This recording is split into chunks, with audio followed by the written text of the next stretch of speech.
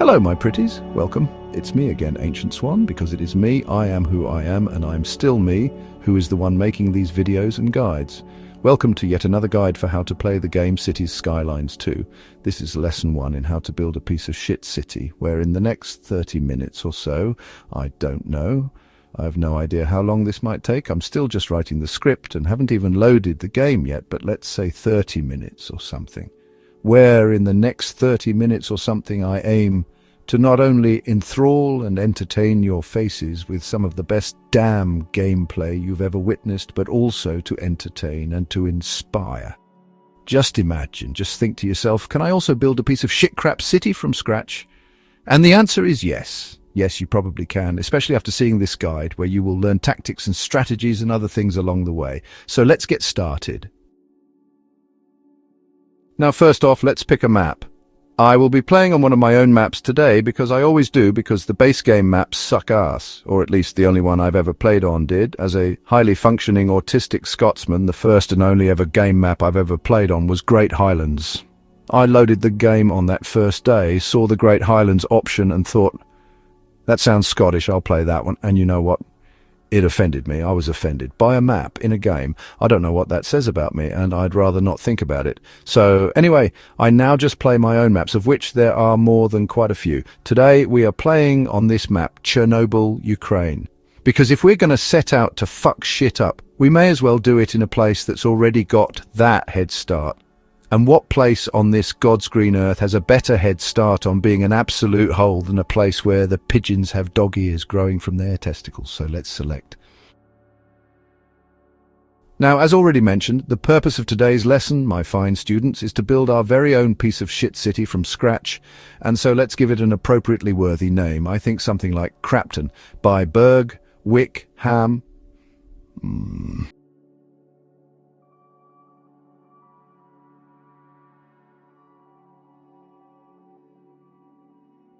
Stowe, Thorpe, Aber, Ford, Stead and Sod it. Let's add some Chinese too, because why not? Joe. Crapton, Berg, Wickham, Stowe, Thorpe, Burford, Stead, Joe. Sounds idyllic. We'll turn on all the cheats because to do this properly, we're going to need access to everything immediately, and I don't got no time to mess around. And let's also turn on the natural disasters, because Crapton by Berg, Wickham, Stow, Thorpe, Burford, Stead, Joe deserves it. We're building a shithole here, people. This is not a utopia, and don't you forget it. And begin!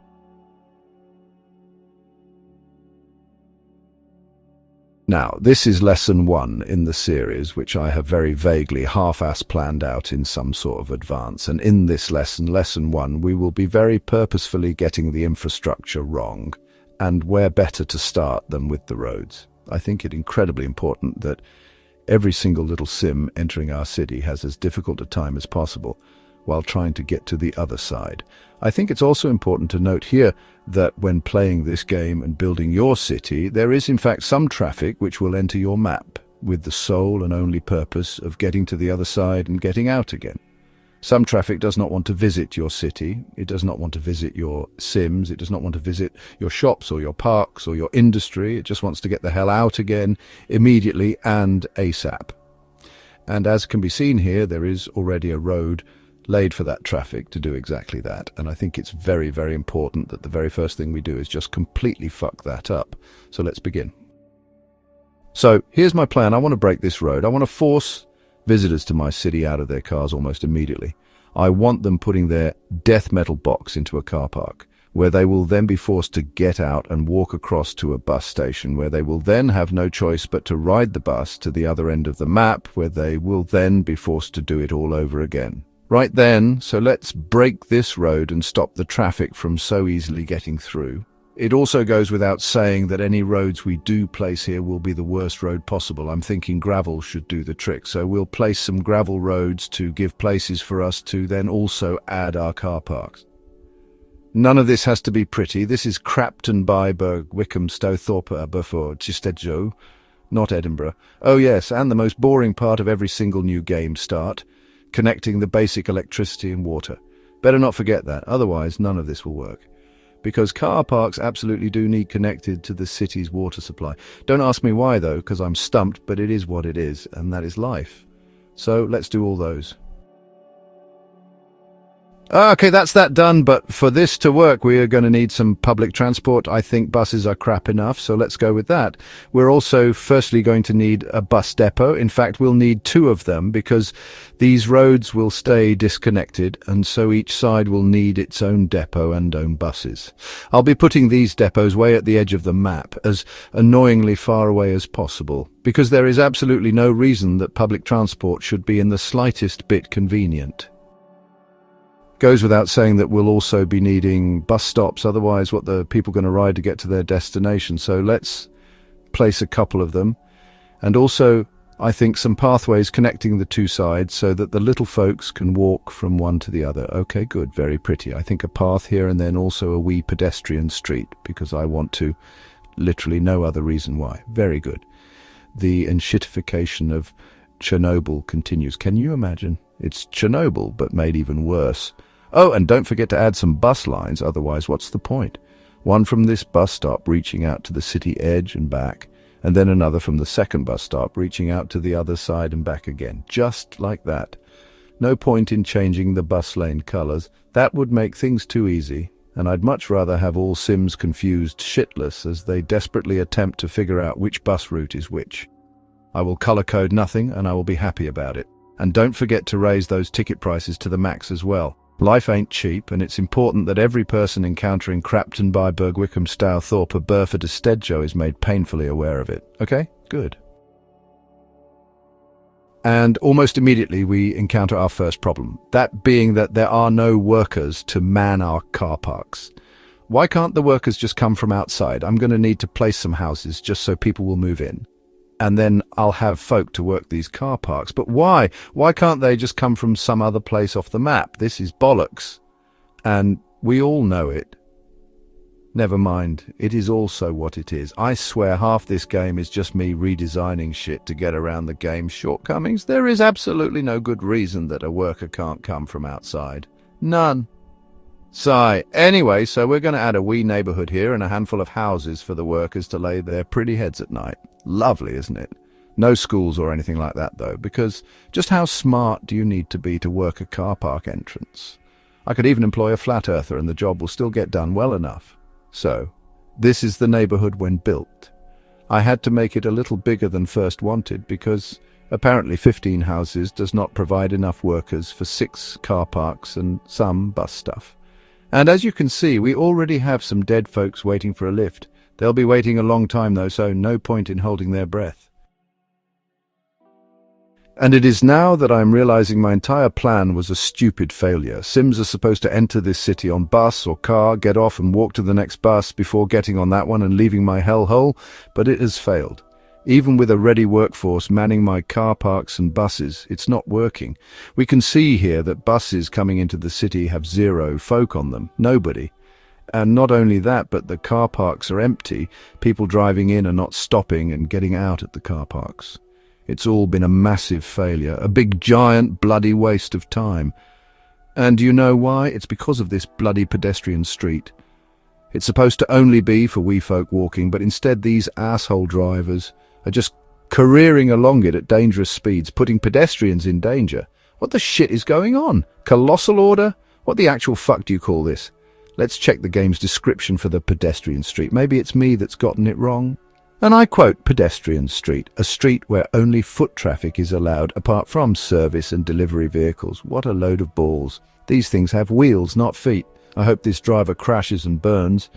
There's nothing I hate more than drivers who don't follow the rules, like this asshole. Right then, well I guess we'll be redesigning our city once again. For no reason other than to get around the game's shortcomings, because apparently now pedestrian streets are actually just normal streets, and this is how we find out. So let's delete this so-called pedestrian street and replace it instead with just a basic path. I will not be beaten. And, oh yeah, I appear to have forgotten to connect electricity to that side, so should probably fix that while I'm here. So now there should be loads of traffic entering the map, parking here, and then making the walk to the bus stop, right? Right or wrong? Very, very wrong. Turns out our entire plan has all been for nothing. Turns out that without any opportunity to just drive to the other side of the map, folk just won't bother even trying.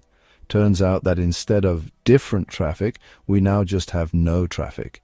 Not counting these taxis bringing folk to the neighborhood and these empty buses filled with space and the odd vehicle also coming to the neighborhood. We now have no traffic. Nobody wants to get through to the other side because I guess the game has decided that it's not possible. Have you noticed also how the language has changed? When I thought it was a great idea, it was all I and my. But now that we've learned the idea was a load of shit, the language is now we and our. This is because I think it's only fair that you, the viewer, share in this failing and take some responsibility. It's the right thing to do. And so you know what we have learned thus far? We have learned that my entire plan was a load of rubbish. We have learned that what I wanted to do just isn't possible. And that's my fault. However, I did also promise that we would be learning things in this video today, and I'll be damned if this doesn't count. In fact, I'll even go as far as to say that we have learned 2 things. One being that my plan was balls, and the other being that I'm not as smart as I thought I was. That's fine though, because each time we learn something, we have the new opportunity to improve. So let's start by improving this road network. I know I said it was going to be crap, but it turns out that even crap has limits. We might as well just relay that old road we deleted earlier. With gravel, of course, no point in being fancy. And look, almost immediately other throughway traffic has started coming back in, with the intention of doing nothing but get to the other side of the map. Still, though, I feel defeated. This white bus isn't even mine. God knows who that belongs to. And it has passengers, too. Now I'm defeated twice. God damn it. You know what? Screw that. This is Crapton B. Berg Wickham Stothorpe Burr for Disted Joe. And I'll be damned if I'm making this place nice. Delete this road. Let's make it a little more interesting. Gonna have to raise the road a bit for what I have planned next, and it's going to be beautiful. Put this here like this, and a little bit like this, some of this, and then more of this, and then keep going round and round and round and round. There is absolutely no logic behind this whatsoever. But if the people don't like it, then that's just tough shit. Should have taken the bloody bus like they were supposed to. Ah yes, this is much more satisfying. Watching the little Sims suffer, going round the bend as they go round the roads. I'm pleased with this work so far. Might even be better than that awkward connections plan I had at the beginning. Gravel roads all the way, bitches! Now I think it's only fair that each entrance to this fine piece of shit city gets similar treatment. I see absolutely no reason why folk at the other end should get it any easier, so let's go do that. And here's what that looks like. As you can see, we have incorporated 15 separate, completely safe railway crossings into this city entrance. No reason. Just because I've absolutely no idea yet how the trains or traffic will cope with this monstrosity yet, but I'll have a bloody good time laughing at them as we find out. Ah, the joys of urban planning. Sometimes those road layouts can turn into a sticky mess faster than you can say traffic jam.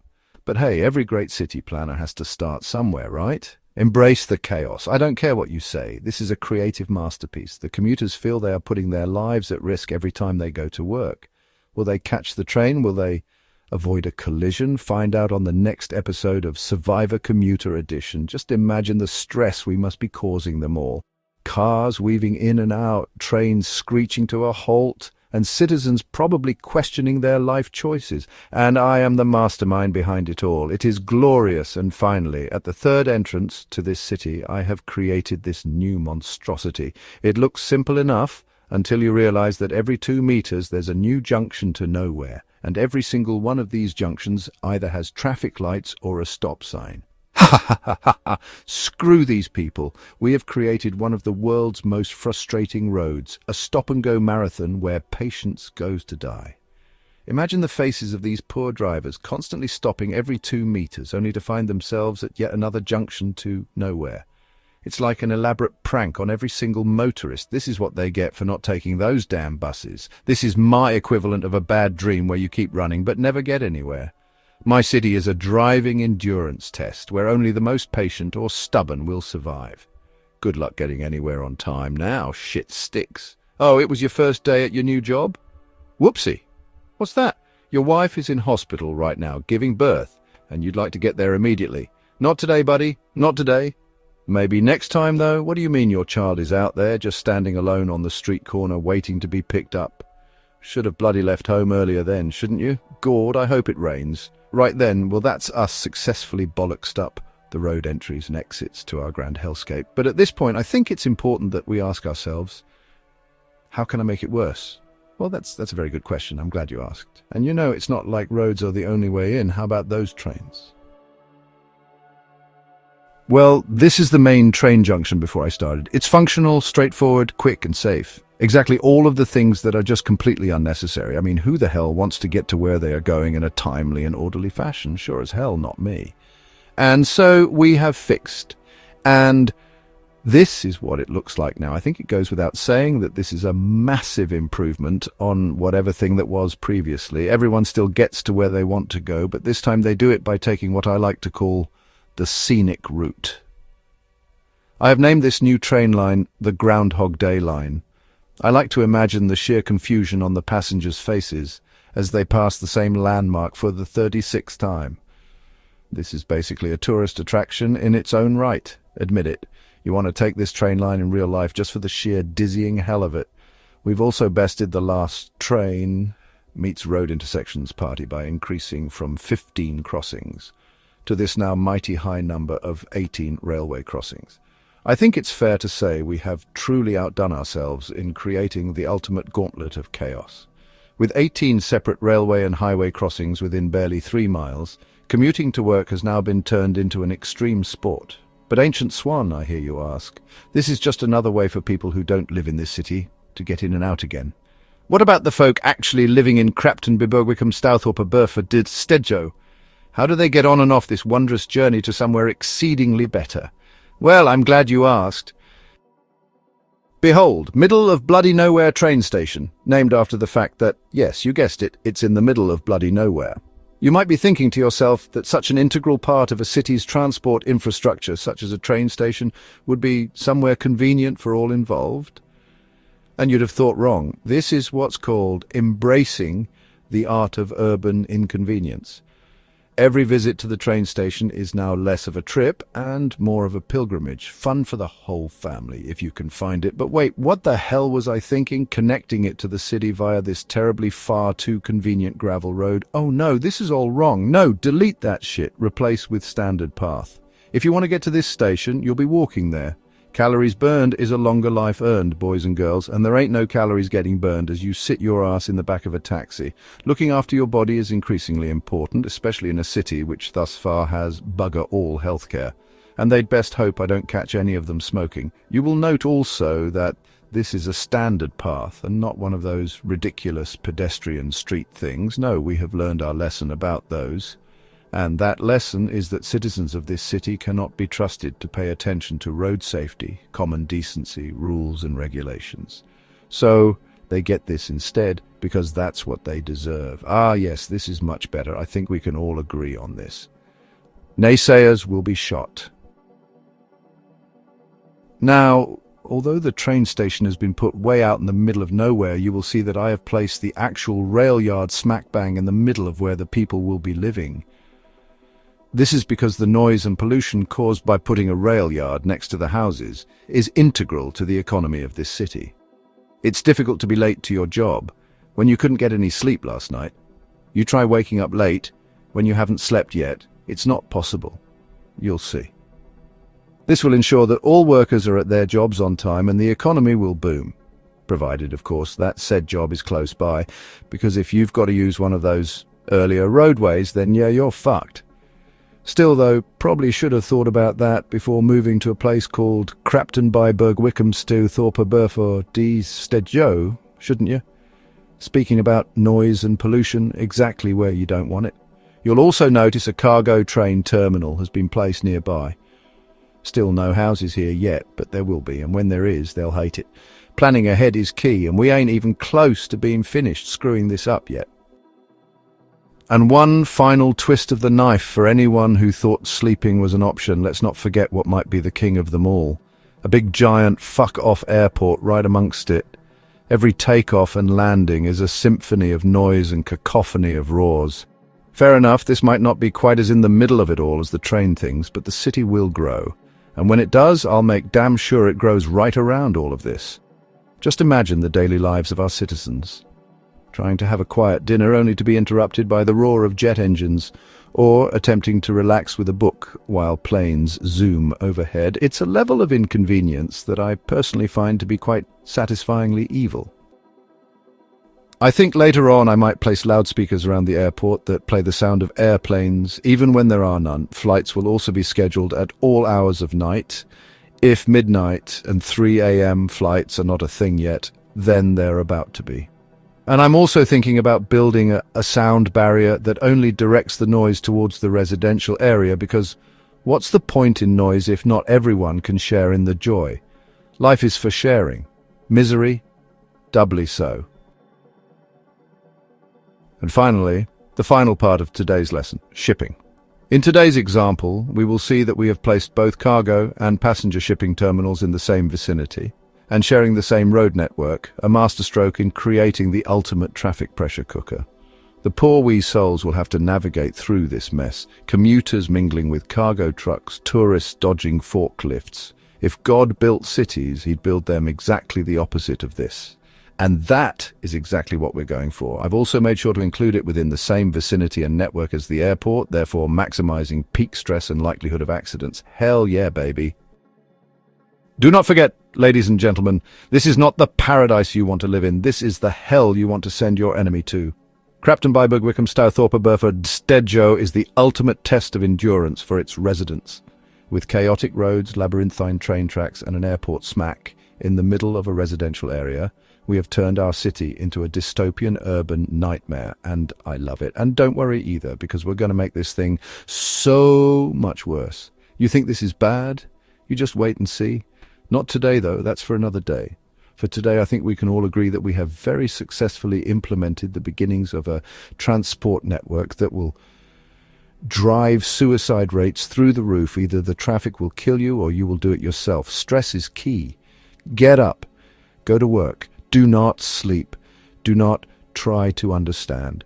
Pay your taxes. Do not pay attention. That is all that Crapton by Wickham Stowthorpe Burford Stedjo requires of its citizens. And it has been my pleasure showing it to you all. But before we finish, I think it's important, just like all good teachers, that's me, and all good lessons, that's us, that we recap the things we have learned today. So, what have we learned? Well, we've learned that one. You can't just break roads and expect people to carry on giving a shit. Now, you absolutely can do that in other aspects of this game, and we'll be covering this in another lesson. But when it comes to folk just driving in so they can drive out again, the roads need to keep being roads, which is a shame. Still, though, we learned something, and now our brains are a percentile more filled with fact than they were before. What else have we learned? Well, we've learned that, too, AncientSwan is not as smart as he thinks he is. This was common knowledge among many people, but that number has now increased, and for this, someone somewhere will be grateful. Number 3, there is absolutely no reason that public transport should be convenient for anyone, ever. 4, convenience is a concept that exists only in the minds of people who dream of a better life. But dreams can be smashed, and if you do it hard enough for long enough, the little Sims will give up that hope and eventually forget it ever even existed. 5, the difference between a train line and a roller coaster is entirely semantic. It is possible for it to be both. 6, faraway train stations make for great healthy bodies. This will become increasingly important in future episodes, where we go out of our way to ensure that the people forget what blue skies look like or the difference between clouds or smog. Stay tuned for this episode. 7, noise pollution equals awake citizens equals high workforce equals booming economy. This will also become more apparent as the people start moving into their ghetto. Stay tuned also for this upcoming episode. 8, traffic jams are important. They give the Sims that much needed time to finally just sit there and do nothing, which is some good, much needed relaxed time for their bodies after all the walking and sleepless nights. With this in mind, there is absolutely no reason that gravel roads, constant stop-start junctions, and heavy traffic areas all slammed together in one place shouldn't be the standard everywhere. Briefly, one more time, because there's always that one student who needs things repeated. 1. Plans are pointless. 2. Swan is dummy. 3. Public transport doesn't have to be good. 4. Convenience is a concept. 5. Train line equals roller coaster equals train line. 6. Distance is good for your butt cheeks. 7. Sleeping is bad for the economy. And 8. Traffic jams provide rest. And that's it. Lesson over. I hope you learned something. It's important that you come away from this lesson with at least one thing ingrained into your mind. Despite what some idiots might think, education absolutely is important. So I hope you feel educated, at least a wee bit. We're ending here though. This is the end of part 1. Don't forget to like and subscribe so that you don't miss out on part 2, where we will continue to terrify anyone daft enough to get close to this place, as well as continue to just utterly destroy the concept of public decency. God bless your little cotton socks.